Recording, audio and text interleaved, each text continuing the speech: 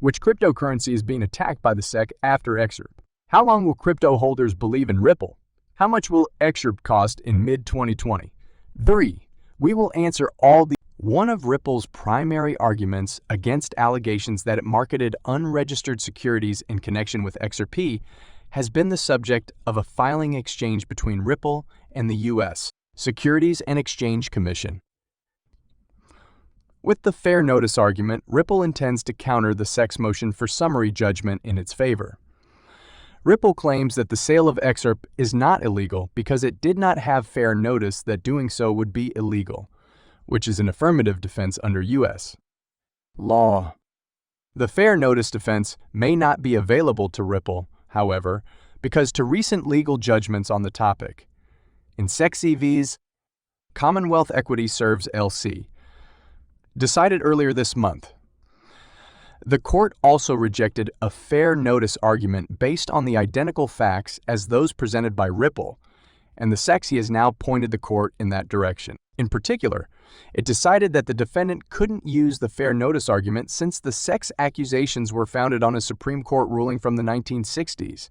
Even if the defendant claimed that the SEC had known about the harmful behavior for over 2 decades, this was still the case. In other words, the SEC's lack of prior enforcement of a regulation is not a reason for its violation at the current time. The SEC contended that the court should come to the same result since the SEC's argument is similarly founded on decades-old Supreme Court precedent, the Howey test for assessing whether an offering amounts to an investment contract and hence is a securities offering. In a brief, Ripple quickly responded, explaining that the Commonwealth case could not apply because the defendants there adduced no contemporaneous evidence supporting its defense that market participants lacked fair notice. Unlike its own case, Ripple claims there is abundant evidence showing that average people didn't consider the sale of XRP to be a security offering. Furthermore, the defense contended that the court should uphold the defendant's fair notice argument since it did so in Upton, the case upon which Commonwealth is founded. Even though Upton held that the defendants in that case could rely on a fair notice defense, a U.S. federal court has already ruled that Upton does not apply in Howey securities cases, so Ripple's response stands out. Although it is unclear whether or not XRP was launched via an ICO in the Ripple case, the fair notice finding against Elbry does not depend on this issue, and Ripple has taken the same stance as Lawbry, that it did not launch through an ICO. Although these precedents are not binding on the Ripple court, it is impossible to deny their persuasiveness. The fair notice argument is unlikely to rescue someone who fails the Howey standard. Ripple Labs has been fighting the U.S. Securities and Exchange Commission aggressively, and their most recent filing is no exception. In response to the SEC's letter of supplemental authority about the regulator's motion for summary judgment, Ripple Labs presents a confident and powerful rebuttal. The U.S. Securities and Exchange Commission, SEC, has cited an enforcement action against investment advice company Commonwealth Equity Services as evidence in its ongoing legal dispute with Ripple Labs. The legal team for Ripple, however, has replied quickly, stating that the reference decision has no bearing on their fair notice position. The SEC is suing Ripple Labs and 2 of its executives, Brad Garlinghouse and Chris Larson, alleging that they raised over $1.03 billion in an unregistered continuing digital asset security sale.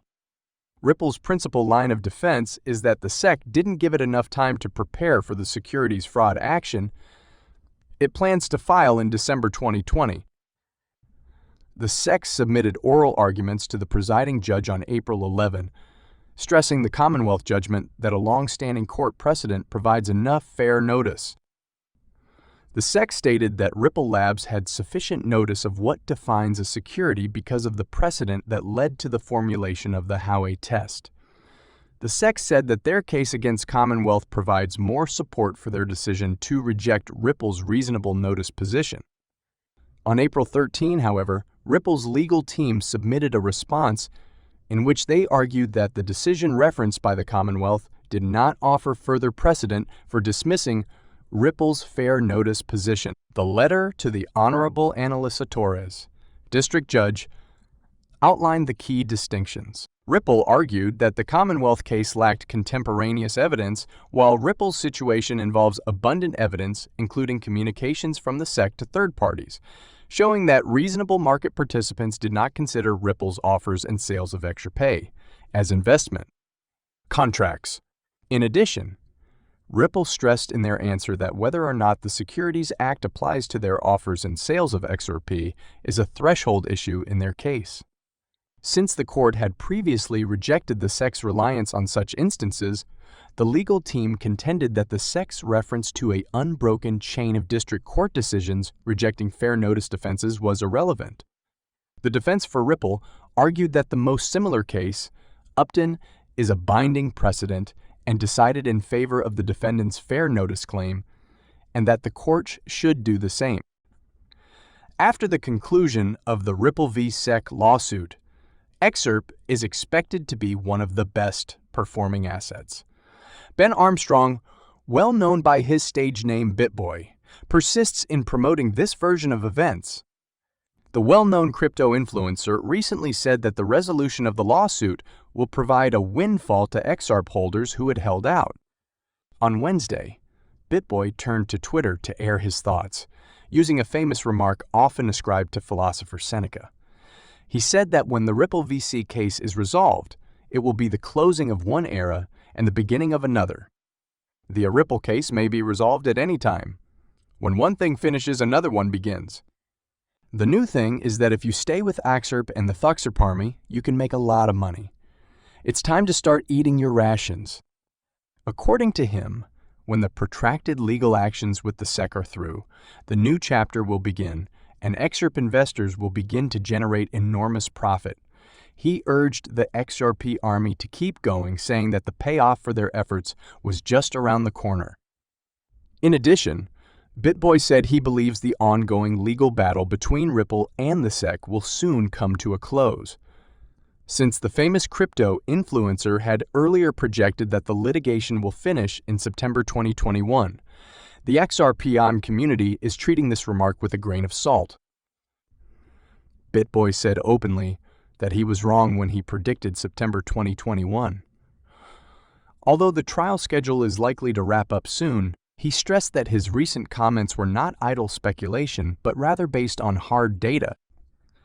As was previously reported, Attorney John Deaton anticipated a decision by May 6. It's great that people are criticizing me because I think the Ripple case will be resolved shortly. I thought it will all be over by September of 2020. 1. I've never been more specific than that date. No such thing occurred. The XRP lawsuit will soon come to a close. That's not a forecast. Dogebags, the trial period has come to an end.